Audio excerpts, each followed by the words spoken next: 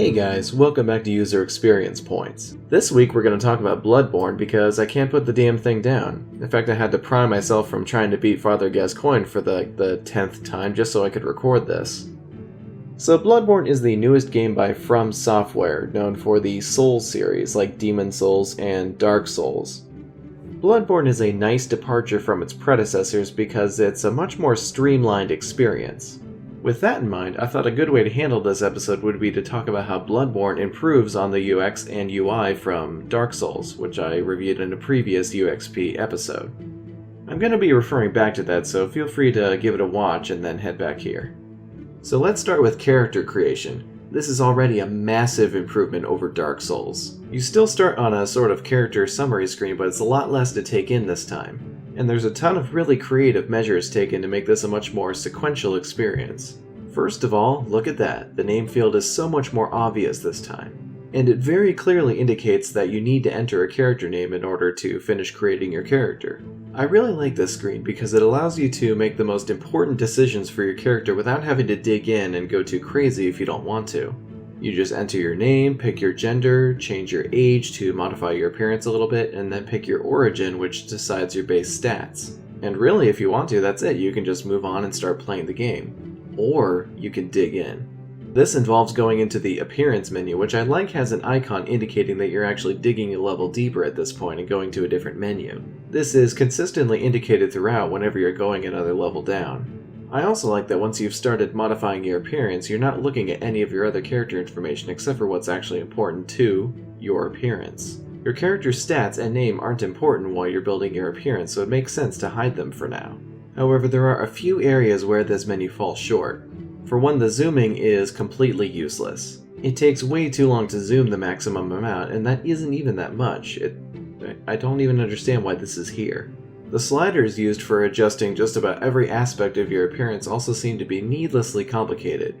You can move the joystick to adjust them, but it's very slow, and you can also press the L and R1 buttons to adjust them by 10 at a time. But what's the point of this? The default adjustment is so slow and makes such a small difference that I ended up just using the shoulder buttons to adjust these the whole time when I was making my character. I would even say the number values for the meters are kinda pointless, but from my character creation days in Soul Calibur, I know the usefulness of having those values so you can share a really specific appearance with people online. Let me know if you've seen anyone who's released the numbers to make guts yet.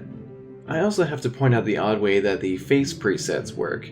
See, the thing about selecting these is that you're actually modifying stuff outside of the face menu, like your skin color. When you're making a big adjustment like this that affects other areas, it seems like it should at least merit a pop-up message, like when you're changing your gender. On a more positive note, I really like the similar face option, which allows you to see a couple different variations on the customizations you've already made. The coolest and most unique feature here by far, though, is the ability to save a character preset.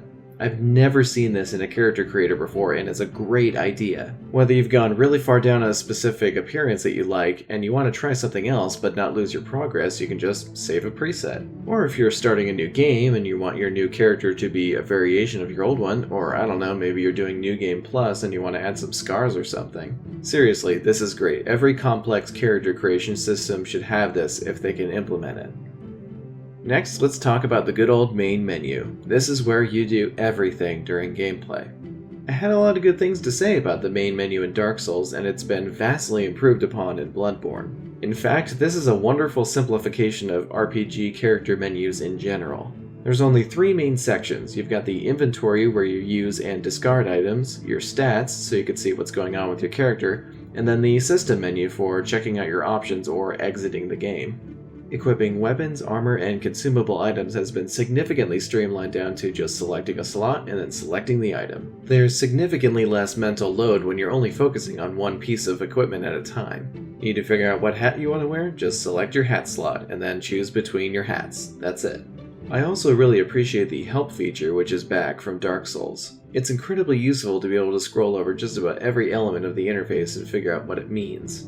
Though while it is available in just about every menu, sometimes it's not always on the on-screen controls, which is just kinda confusing. I'm not sure if this was a mistake or what, but it's best to keep on-screen controls like this consistent. Still, that's a minor nitpick. This menu is awesome, and every RPG could learn from it. And that's all I've got for you guys this week. As always, thank you so much for watching, and if you enjoyed this video, you should definitely subscribe because I upload a new episode of UXP every Friday. I've also got another project in the works that I can't wait to show you guys, but for now, I will see you next week. Maybe by then I've killed that goddamn second boss.